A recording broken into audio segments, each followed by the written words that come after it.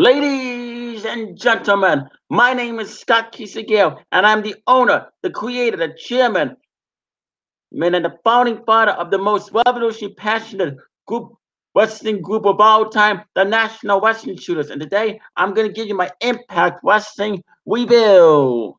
Okay, let's begin with the show, shall we? The commentators for the show were Josh Matthews and Don Callis. Okay, here we go.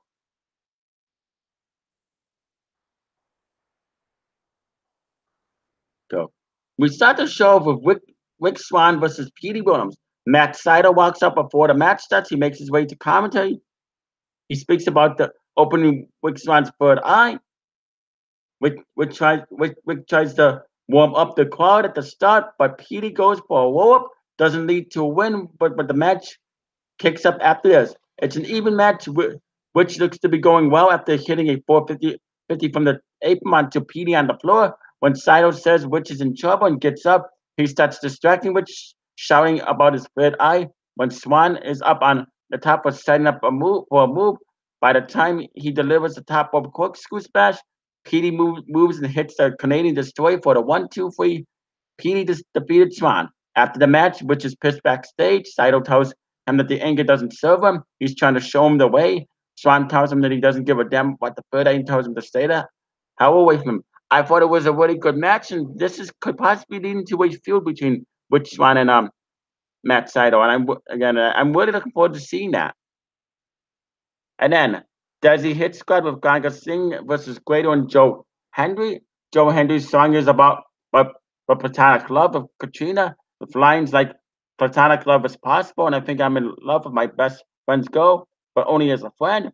Desi Hit Squad had set the jump on Grado and Hardy, but Grado was able to fight back. However, when the match settles in, it's Grado playing the face in Pearl. Joe finally makes the tag and has to deal with both members of the squad. He pushes one to the other, and then delivers a fallaway slam to both at once. He tag he tags Grado back in, who immediately misses a corner cannonball. He hits a combo knee to the face guy, high power him to Grado for the win. That's the hit Scott defeated Joe Henry and Grado. Good match. I thought this was a pretty interesting match. And then Katrina grabs the mic post match and tongue lashes Grado for continuing to lose. She tells him she doesn't love him, but instead is in love with his best friend Joe. She kisses Joe, but he pushes her away and asks her what part of platonic love don't you understand, and claims Grado is his best friend. He tells Katrina that Grado isn't the embarrassment she is. She slaps him and stones up. I thought this was very, very interesting. This kind of reminds me of very soap opera. A lot of soap operas do this, but I like it. I like it. It's weird. The Grado stuff is weird because I'm not really a big fan of the Grado stuff, but it's weird. It's weird and stupid funny in a way.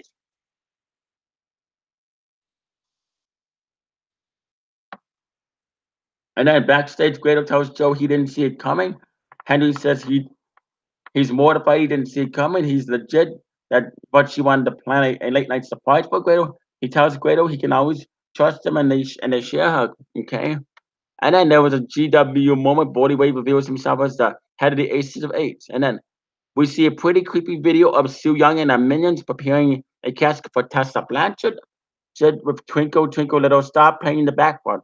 That was creepy, but I like the Sue Young character, even though she plays a really good creepy heel. And then Bobo's singing to Scarlett Bordeaux backstage. Came and followed by interrupt. Came says that they took advice and they find successful. He thanks her. She said she loves a man with power, a man who goes and takes what he wants, and she would do anything for a man like that. She leaves, and Cam and Boss say that maybe something to it. I like I said, I love Scarlett Bordeaux. But I really want to see Scarlett Bordeaux wrestle. I like to see her wrestle. I like to see what she can do in the ring. And the stuff of Cam and followed by is pretty funny. And then Eli Jake open challenge. He cuts a promo about how he's trying to find someone to impress Eli Jake. He gets a guy named Stone Walker who's dressed like Indiana Jones. Walker tells Elliot Elijah that he's in Peck's first action adventure. Eli asks him about his past adventures, and he talks about a time on a train to Budapest. Drake tells him that he has a first class ticket on the gravy train. Eli Jake versus Stone Walker, gravy train 1 2 8. Drake defeated Rockwell.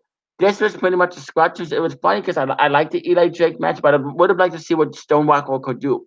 But that just means that Eli Drake is being a pretty good heel, pretty good cocky heel and will do anything. And then so it was an okay match. And then Phoenix and Pentagon cut a promo. Phoenix says that they always fight for each other, and Pentagon invites Brian Cage to join him in a fight against OVE, but points out that they're the best out of him already. And then Moose, Austin Aries, and Killer Cross is backstage. Alicia Touch walks in asking Moose why he did what he did last week. Aries says she gets no exclusive and sends her on her way. Aisha storms in and demanding answers. Harry says she needs to understand that this business is separate from the personal, and he leaves with two big men. With two big men,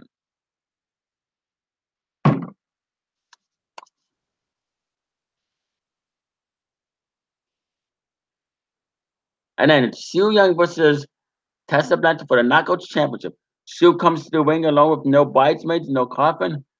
Tess Tess kicks Sue in the back of the knee and then drop kicks her back. When she's trash talking the crowd, Sue puts on a nasty glove for the man in the club, and Tessa rolls out for a break.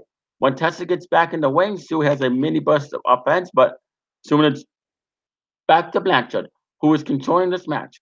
When, when Tessa can't put her away for a second with DDT, she grabs a chair. The referee stops her from getting in the ring with it. When she's getting back in the ring, Sue drop kicks her to the floor. She gets Tessa up on the chair does a cannonball from the apron onto her.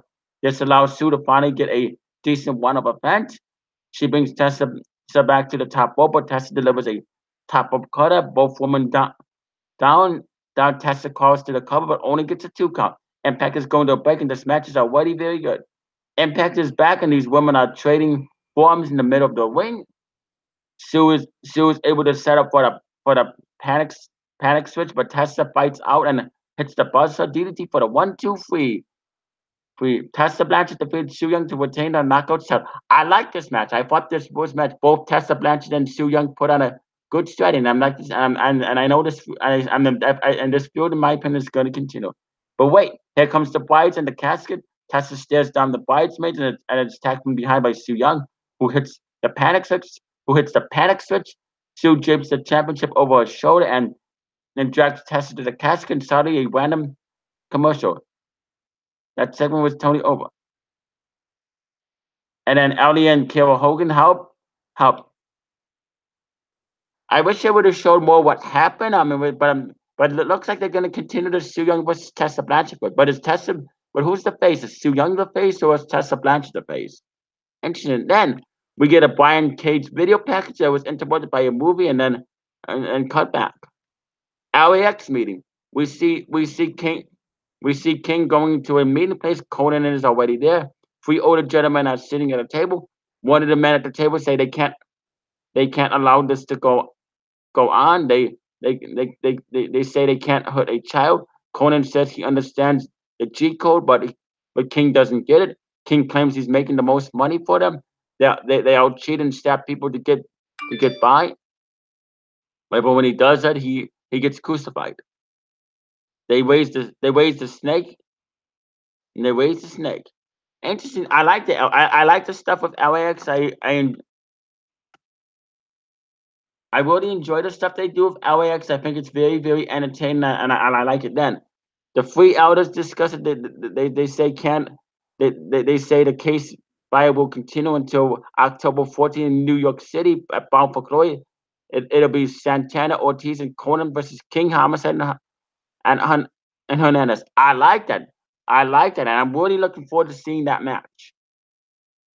And then Conan tells King that he should have taken him out long ago, but he let his emotions get in the way. He tries to shake the man's hand, but King just leaves. Tension. I like that tension. Then Congo Kong and Brian Cage versus next week, as well as Carter Lee versus Lucha Brothers and LAX next week. I'm looking forward to seeing that. And then OVE and Sammy Callahan versus Ace Austin, Zach Wentz, and Trey McGill. Action is the start. Jay Chris delivers some nasty kicks to Trey McGill. Ace Austin finds himself trapped in a one corner, but fights all three guys out. However, Sammy catches him and holds him As the other two kicks his head, I'll sing I for the win. OVE and Callahan win. Post match, Callahan delivers a pile driver to Ace Austin. Dave grabs him a microphone and says the best trio walking the planet today. Jake continues to irritate. Henry says he says this things with Pentagon and Phoenix will never end as they do this forever. Interesting. I like this. I'm liking this, but I like the stuff they do with Sammy Callahan. I like the stuff they do with OVE. And Sammy then says if Brian Cage wants to stick his nose in the business, they won't forget him. I am definitely looking forward to that. And then Moose's explanation. Moose, Austin Aries, and Killer Cross come to the ring. Moose is wearing a gold shirt with and silver pants, and they are shiny. The crowd chants Dooch instead of Moose. Aries introduced Moose. Moose says that Eddie Edwards has everyone fooled. He is a liar and he's going to expose him. He reminds Eddie that he was there when Edwards was having our problems, but when he was in the hospital, concussed, gets contemplating retirement. Where was Eddie? Only man to check on Moose was Killer Cross. Then Aries called him and told him that he won't be the number one guy in the company if he keeps catering to these idiots. He thanks the champ for being the greatest man who ever lived. Austin takes the mic and says that Eddie failed in his title match and now he has a 5-year athlete like Moose who is directed by the mastermind of professional wrestling. There's Killer Cross who is also directed by the mastermind and no one is taking that title from behind his waist. Johnny Impact walks up the ramp and he tells Killer Cross that he thought he was gonna be a bit more ambitious than to be someone's bodyguard. Aries tells Johnny that he looks the part, but he is the part.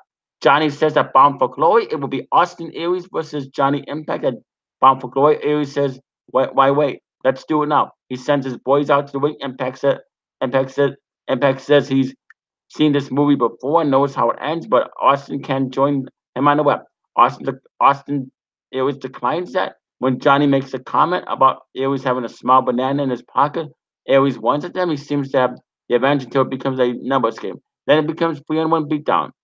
Se- Security runs out, but Moose knocks them all out.